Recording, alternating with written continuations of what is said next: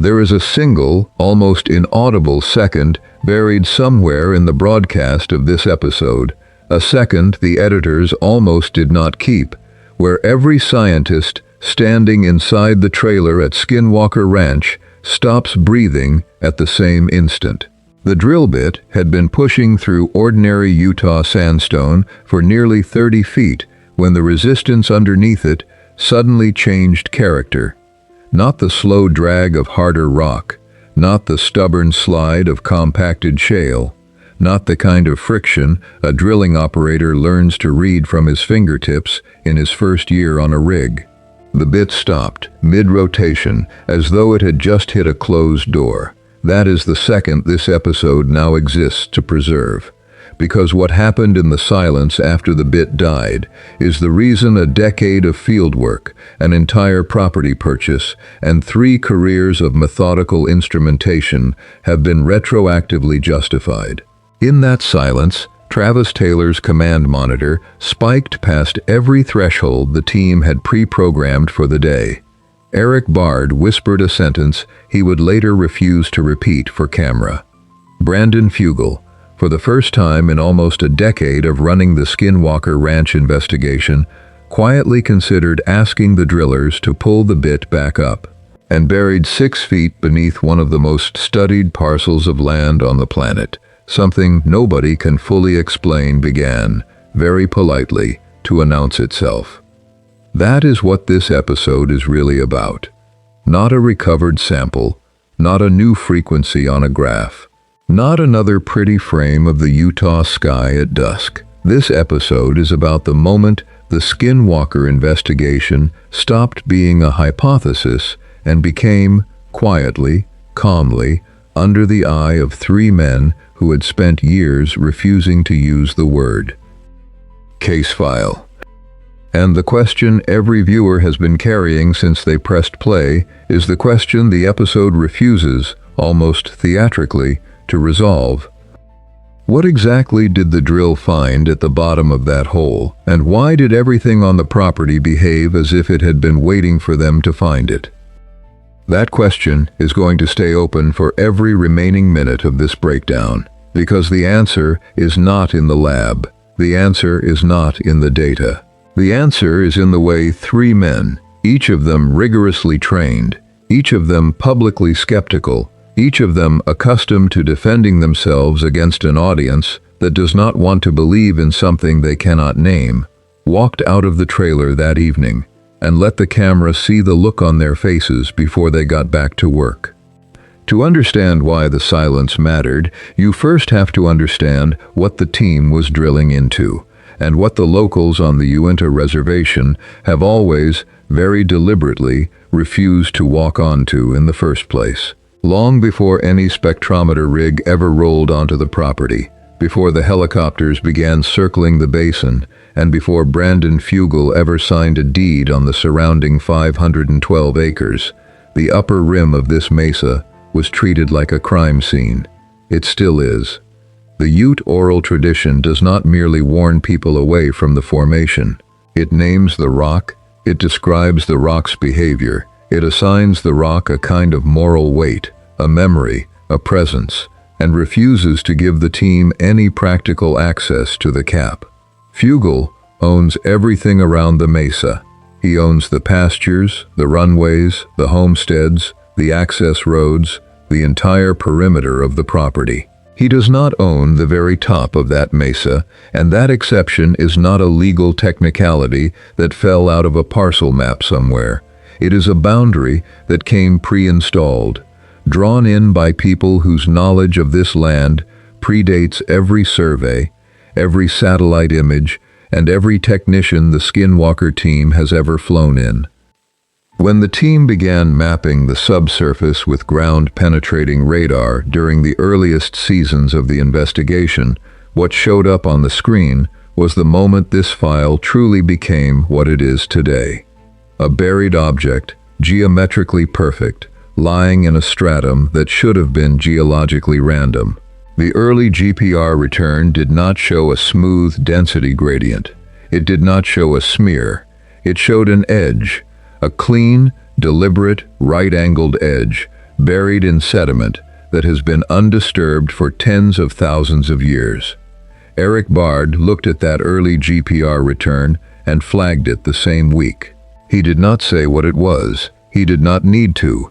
The shape alone was enough to lift this mesa from background landscape to central suspect. The quiet, patient defendant at the center of a decade of Skinwalker Ranch investigations. Every instrument that has touched that property since has been calibrated in one way or another against that first scan. Every drone flight has implicitly asked the same follow-up question. Every spectrometer reading, every radiation survey, every thermal pass has been, in effect, the team knocking again on the same geometric door. 3 different men now have to decide what to do about that door, and the most important thing about the Skinwalker team is that none of them approaches it the same way.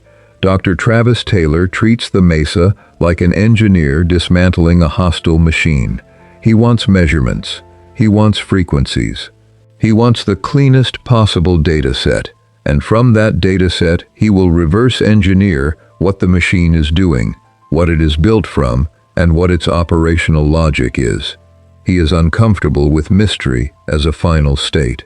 Mystery to him is a problem that has not yet been solved, not an open theological question. Brandon Fugel approaches the Mesa like a landowner protecting something he has not yet decided is a resource, a hazard, or a warning. He asks, very quietly, and usually only after the data is in, whether whatever is buried under his property wants to be found at all, and whether finding it is, on net, an act the property will forgive.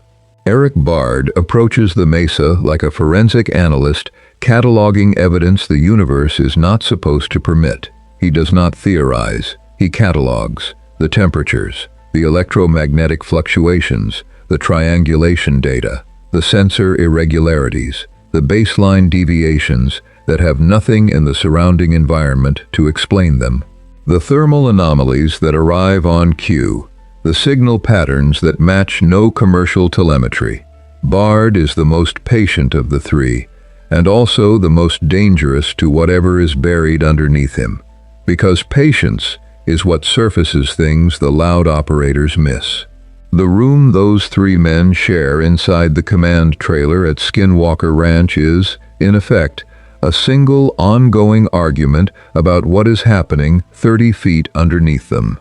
The Mesa, in its own disciplined, almost polite way, kept feeding that argument more material than any of them knew how to receive. And it kept doing it on a schedule that looked suspiciously like attention. What the team did next was something Eric Bard had publicly spent 3 seasons advising against. They committed the unthinkable. They put a drill bit into the ridge itself.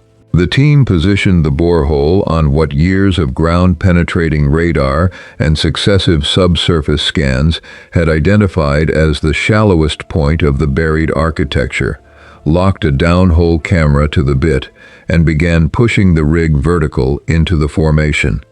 The first 10 feet were textbook. Standard sandstone, predictable density. The drill operator's voice on the radio was bored. Then 15 feet. Then 20.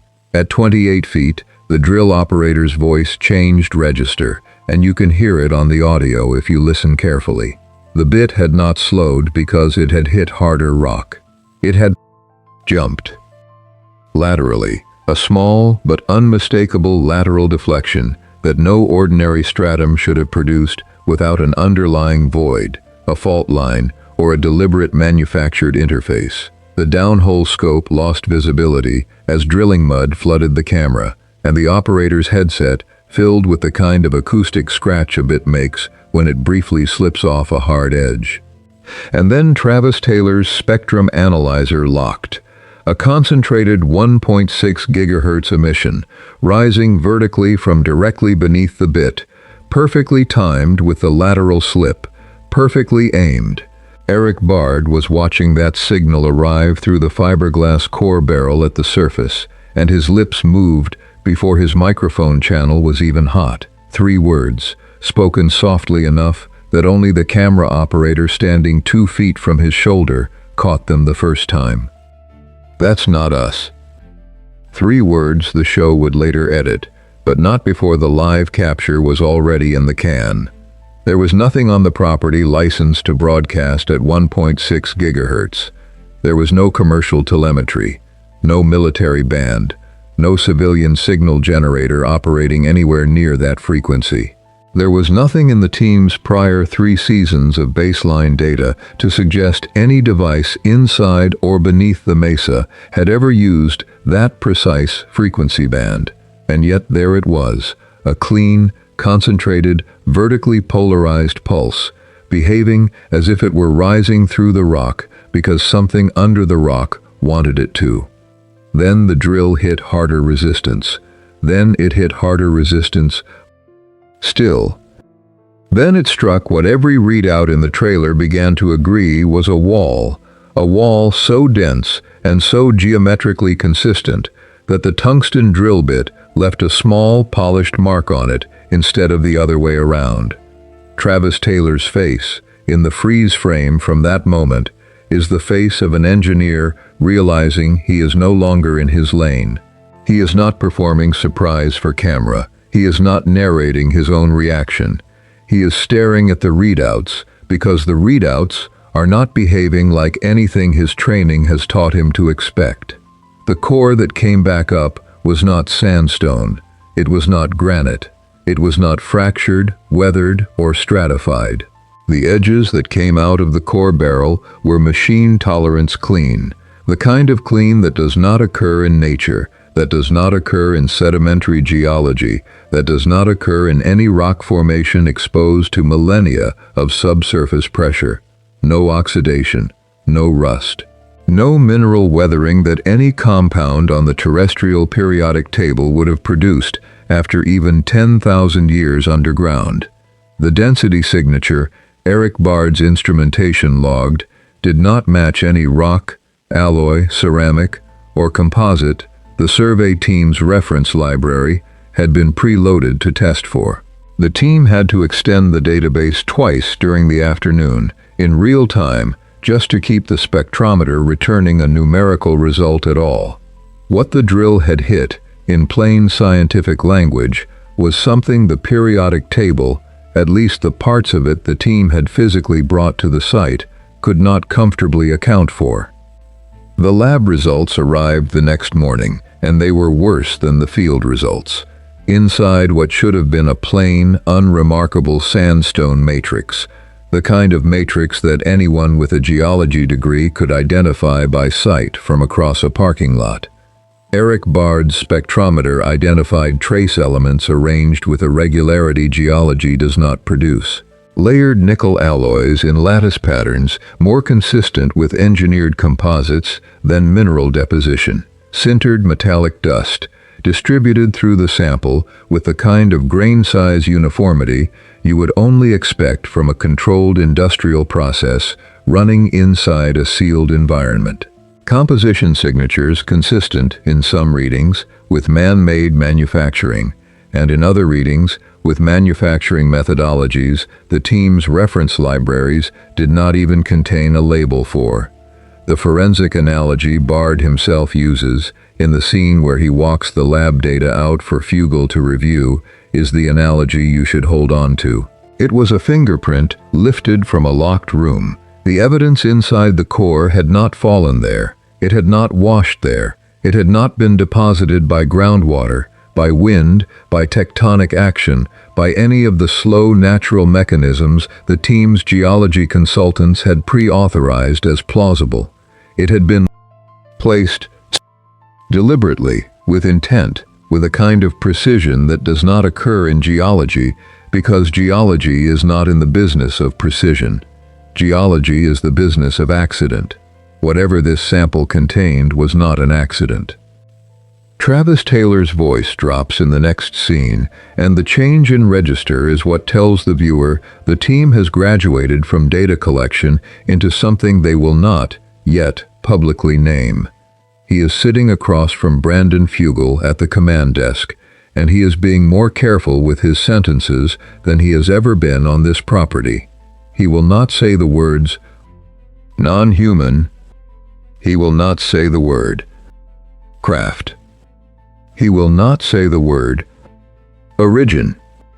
But what he does say, in language that has clearly been rewritten at least twice before he delivered it, is that the 1.6 gigahertz emission carries no identifiable modulation, no industrial fingerprint, no commercial telemetry pattern, no military signature, no Doppler shift consistent with the team's own portable equipment, no harmonics that match any local oscillator the team is aware of.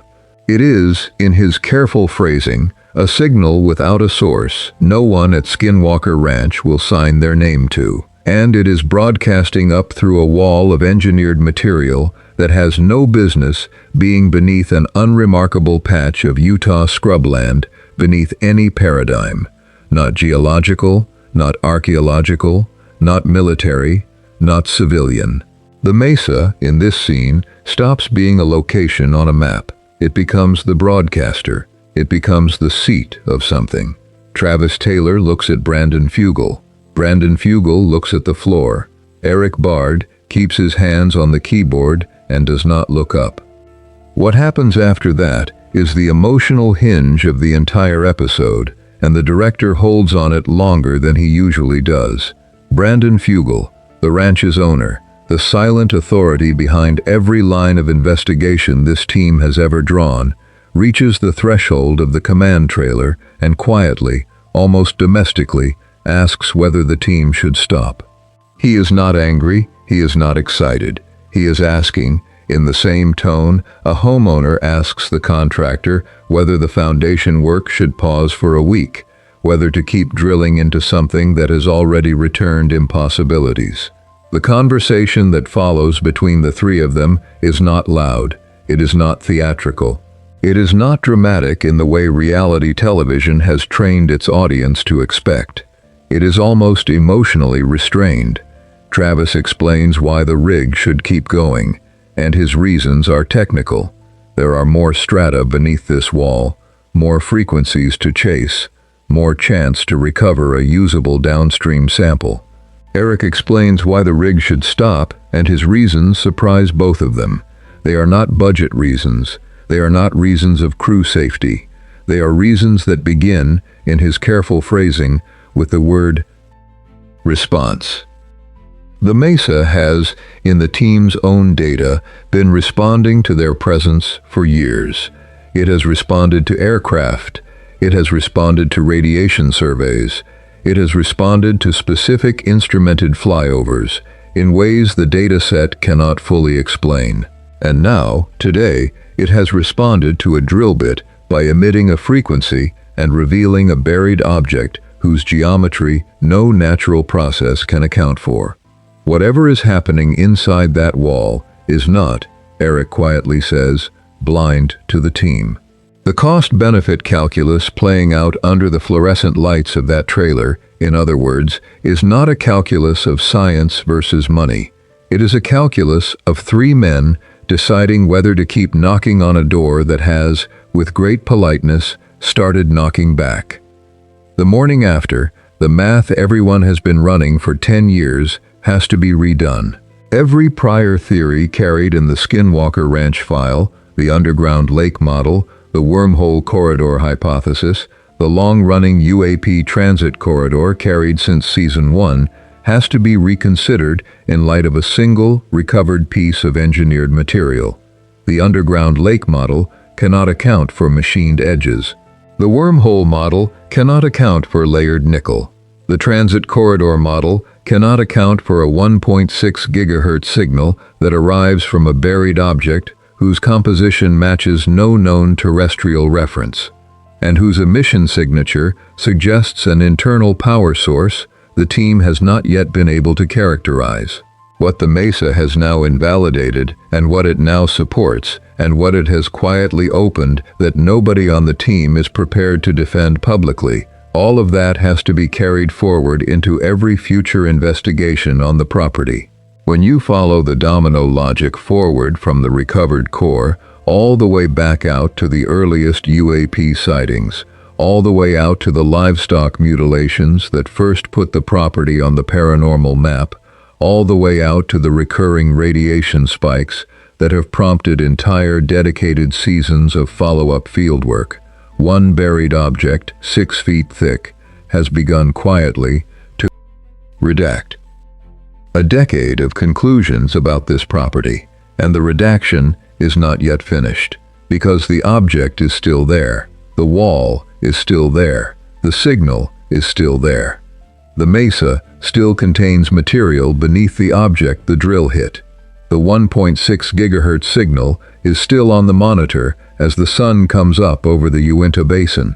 Travis Taylor is still watching. Brandon Fugel is still deciding. Eric Bard is still cataloging. The episode does not deliver a final answer because the investigators themselves do not have one, and because the investigators themselves are no longer certain that a final answer is what they are chasing. What the episode delivers, instead, is something considerably less comfortable than an answer and considerably more honest. It is the first confirmed proof, inside this decade-long file, that the Mesa has been reacting to the team, not passively, not accidentally, not as a geological feature happens to react to incidental human presence, but with a precision and a coherence that implies design. The drill jumped laterally. The signal arrived vertically and on cue. The engineered material sat at the precise altitude where the radar had always said it would. The frequency matched the team's working hypothesis about what an internal power source within the buried architecture would look like, and yet nobody on the team had told the Mesa what that hypothesis was. The property is not behaving like geology. It is not behaving like archaeology. It is not even behaving, frankly, like crashed hardware. It is behaving like an environment, like a system that has been watching the team as carefully as the team has been watching it. And the investigators, for the first time in the entire Skinwalker Ranch file, have no protocol for what comes next. There is no checkbox for what to do when the property starts predicting your hypotheses. There is no standard operating procedure for what to do when the data your drill is retrieving matches a theory you only discussed privately in the trailer 2 nights earlier. There is no team-trained response to a 1.6 gigahertz signal arriving from inside a wall on a schedule that suspiciously mirrors the team's own drilling tempo. The episode closes the way every genuinely important investigation eventually has to close. Not with a conclusion, not with a revelation, not with the cinematic moment the marketing department would prefer, but with a doorway. A doorway the team is no longer certain they have the right to walk through. A doorway that may, on the next attempt, behave very differently than it behaved today. Because that is what the Skinwalker Ranch investigation has always been, beneath the cameras and the spectrometer drones and the carefully worded on-camera narrations. It has been a long, patient, scientific argument with a Mesa, and the Mesa has just, quite calmly, answered back.